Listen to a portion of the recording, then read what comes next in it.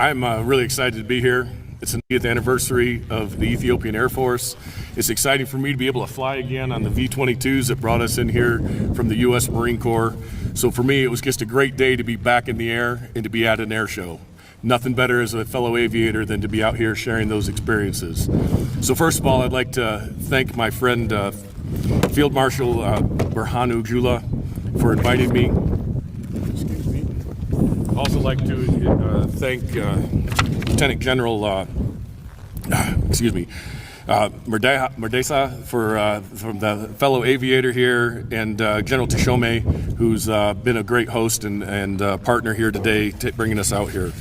But I very much appreciate the fact that we can come out here and speak a common language. And that common language is aviation. It doesn't matter who you are or where you're from. Once you leave the ground and you're in the air, it's a whole different experience. And it's a common experience that crosses cultures, it crosses nationalities, and it becomes something that we can share and we understand. And I think that is exemplified by the fact that when Ethiopia was under pressure in 1935, Colonel John Robinson answered the call from Haile Selassie to come build an Air Force here 90 years ago under duress, in a crisis. Not only that, though, his partnership extended beyond just a military partnership, but became part of Ethiopia. And he helped build Ethiopian Airlines, the largest airlines in Africa, the largest airport in Africa, and an example and an emblem of the nation, an emblem that is known around the world. Another example of what aviation brings, crossing boundaries, crossing continents, to be able to show what Ethiopia is and what Ethiopia means. And I am proud of the fact that John Robinson was part of that legacy. As a matter of fact, one of the Boeing Dreamliners is named after him. And I appreciate the fact that Ethiopian Airlines did that great honor to us to name that after John Robinson. I also had the honor to meet someone today over at the air show whose father was trained by John Robinson and is one of the longest standing pilots in the Ethiopian Airlines.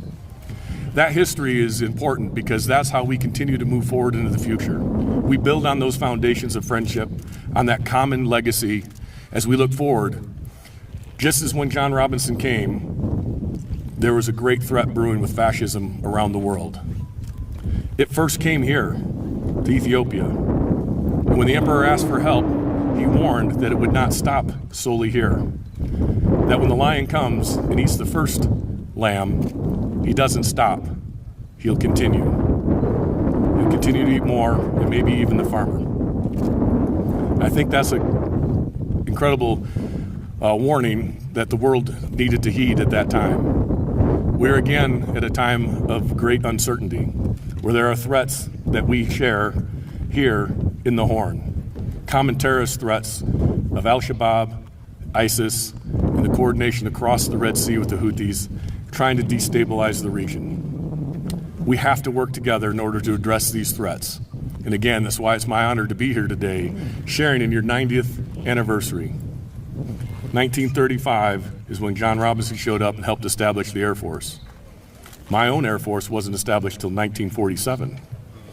So you actually are a bit older than us. Our Army Air Corps started flying in 1912, but we didn't figure out to make an Air Force until after you did. But I very much appreciate that. I think as we look forward to seeing some of the cadets out here, looking at the future, looking at what aviation brings, it's not just security, it's also an economic opportunity. It's an opportunity for innovation and development. I was very honored to go through the tent over there and look at some of those new technologies that are being brought from across the world, but also right here in Ethiopia, where Ethiopians are looking to the future and trying to develop their own technologies, their own capabilities, where they're looking to train and build the future. The investment that Ethiopia's put into aviation goes beyond just buying aircraft and flying them, but actually investing in the maintenance and the support and the education of their people to give hope to their future generations. And that's what we're all here for ultimately. I've got 2 daughters. The reason I still serve and still wear this uniform is to ensure they have a future and opportunities like I did. And that's the same reason many of us all, doesn't matter what nation, wear this uniform and continue to serve, is so that we can help ensure a brighter future for our children. And if we look at today, it's a bright day here in Ethiopia, and it's a bright day for all our futures. So thank you for having us.